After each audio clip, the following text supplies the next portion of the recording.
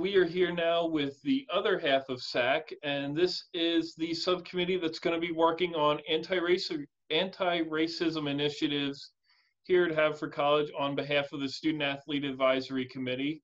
Before we dive too deep into that topic, I just wanted to give each of you the chance to introduce yourselves and maybe a little bit about why you joined SAAC, why you felt it was important. I could go if, okay. So I'm a senior. My name is Jesse Turkson, economics major. And I think for me, the reason I joined SAAC, it was in my sophomore year, is just because I knew that, again, I'd be a student athlete for 4 years on this campus, and I kind of wanted to have a say in the things that are going on like behind closed doors. I wanted to be, directly in the loop of all the programming and initiatives that this group would lay forward for the rest of the student athlete body to follow. And I also just wanted, again, to be somewhat of like a liaison or representative for just other teams beyond just the team that I played for. I can go next. Hi, I'm Roxy Vassighi, and I'm a senior on field hockey team. And I also wanted to be involved with SAAC because I wanted to build a better athletic environment for student athletes by acting as a liaison, as Jesse was saying, between student athletes and the athletic department, as well as binding the Haverford community as a whole between athletes and non-athletes. And I'm Isabel Schwam. I'm a junior political science major. And I joined SAAC because I really felt that I had like the drive and the determination to really enact some sort of change for all student athletes. And I'm really also just passionate about athletics.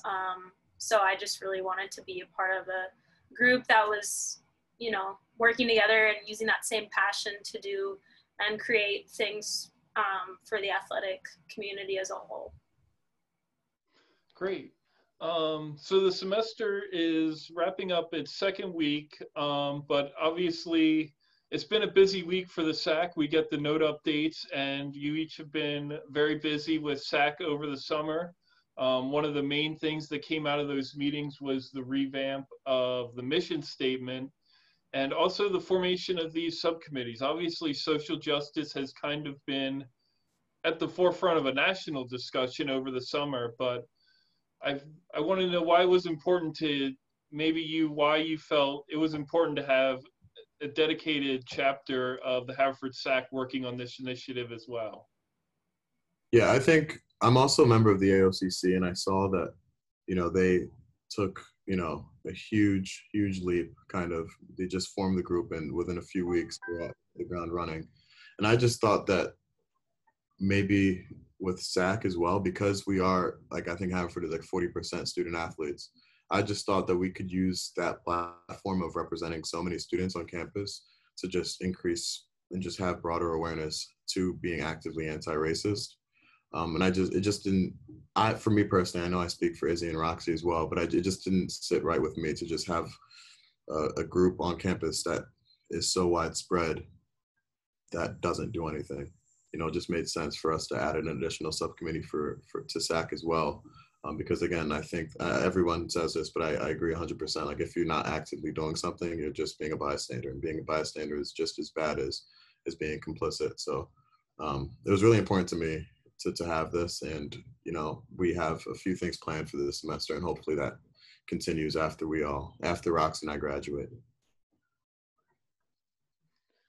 Good. And then you mentioned the AOCC, the Athletes of Color Coalition, that was formed over the summer. I know they've hosted a recruiting event a week ago. There's another one coming up in October. Just talk about what has been kind of your collaboration. I know there's an AOCC liaison to SAAC. Just what's been your collaboration with them, and maybe what's come out of some early conversations with that group? I can take this one too, if you guys don't mind. But so we kind of didn't want SAAC to just kind of take over what AOCC is doing. We know AOCC is meant specifically for student athletes of color, and I think that they know what's best and how to best handle things. So we will kind of, moving forward, we're just going to maybe consult them before we decide to do anything for the entire student athlete body, because again, the programming we do for anti-racism goes directly towards the people of color that are in AOCC. And hopefully, you know, we don't want to burden them with jobs that we're putting forward for the campus, but at the same time, we hope that moving forward, they can just give us guidance or advice or anything in any capacity they feel comfortable doing so. We just hope that, you know, we can foster a relationship that, again, furthers the cause throughout campus. Okay. And then I think you also mentioned some of the initiatives. We alluded to the recruiting event that you already had, but maybe what are some other activities that you have planned for the campus in order to promote this message of anti-racism? Yeah, so right now the anti-racism subcommittee is currently thinking of creating a newsletter to send to the community in order to share and educate students with issues we feel are important to address in the community, especially surrounding racism, diversity, and inclusion, as well as be a place to increase transparency on the activities that SAAC is taking part in by informing the community about what initiatives we are currently working on. So this would be a combination of working with the other subcommittee as well as emphasizing the current initiatives that we're working on to educate the community as well as student athletes. And we're hoping to send these newsletters every 2 weeks, but this is still an idea that's currently in the works, so more updates to come. Another initiative that we began actually this past week was working with the Sustained Dialogue Institute. It's an organization out of Washington, D.C., who defines dialogue as listening deeply enough to be changed by what you learned.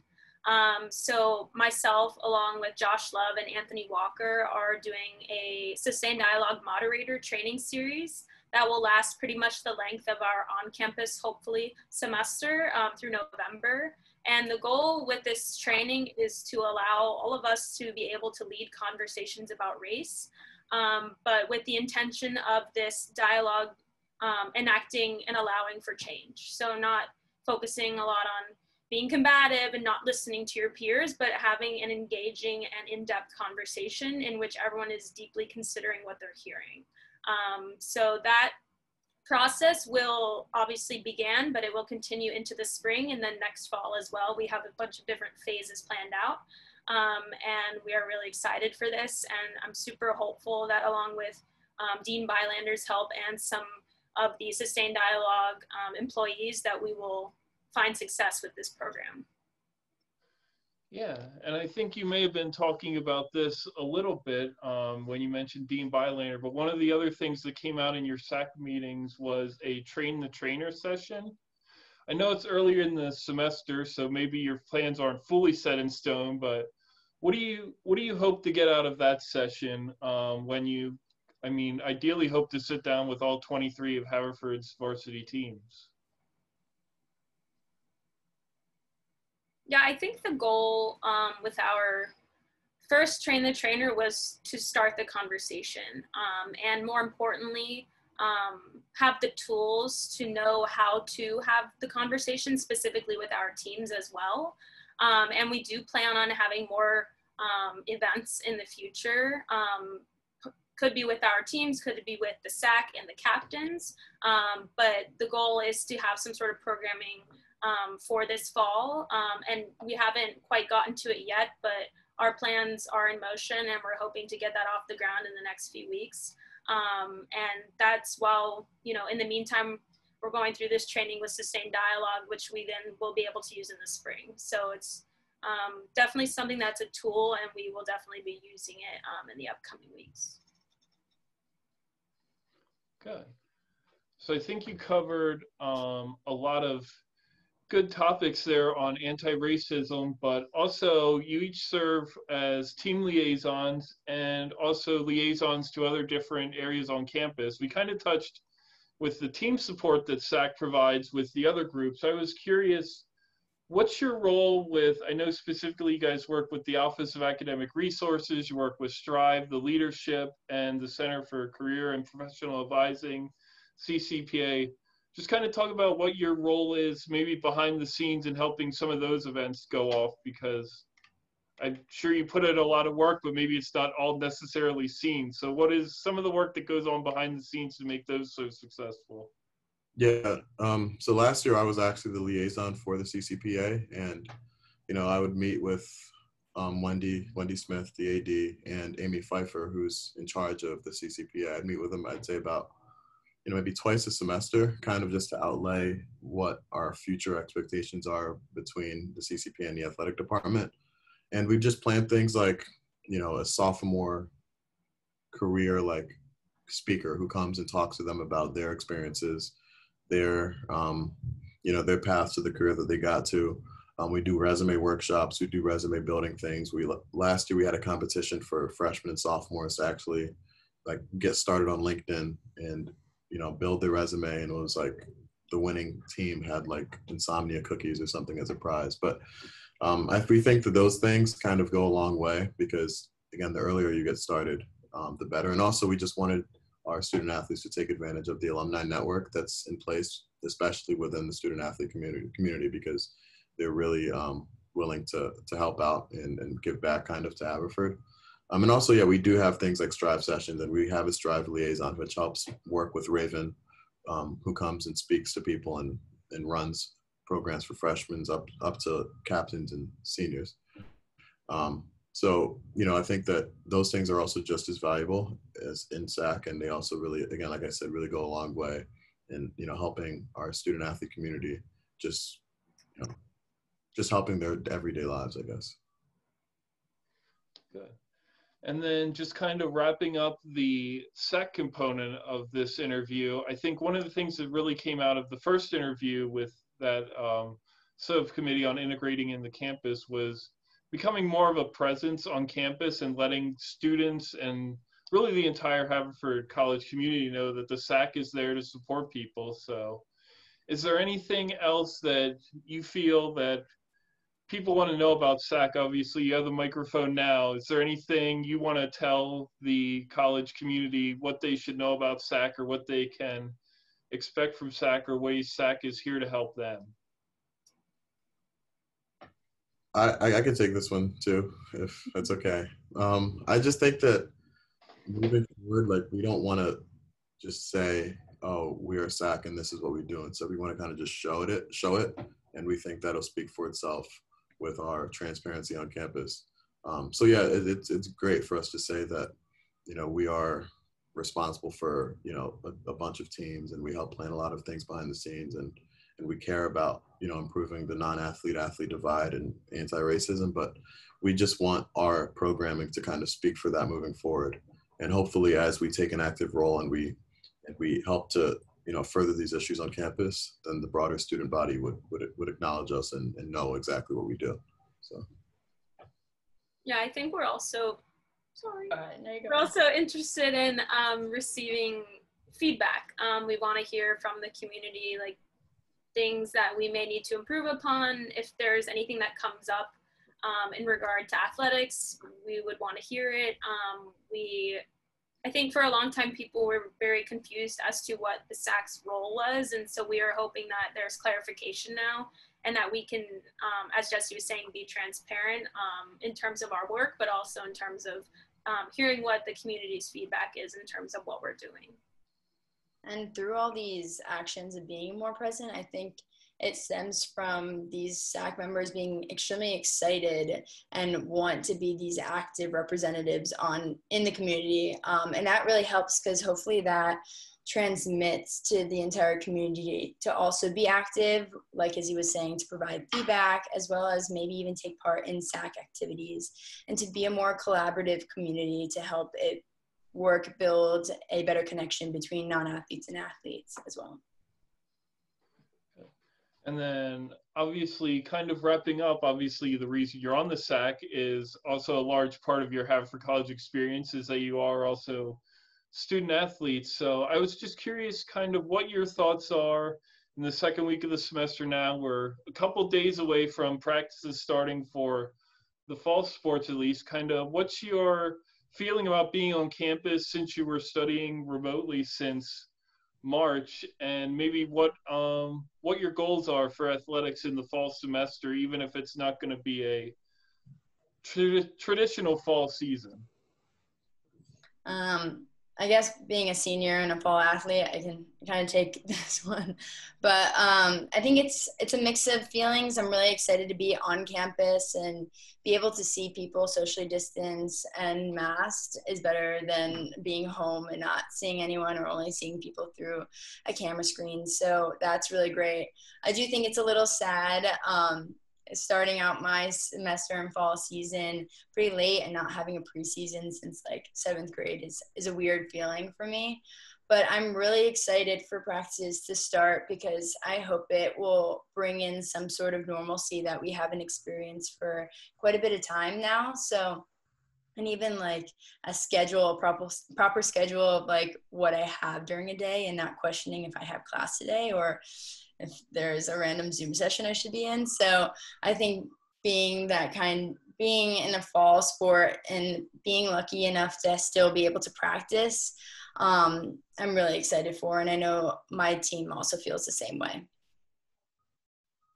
Yeah, I think I'm really excited to play. We have 4 first years, and I'm really excited to get to play with them specifically and see how they fit into like the flow of our volleyball. And on top of that, I think we're all just really excited to be back together on campus.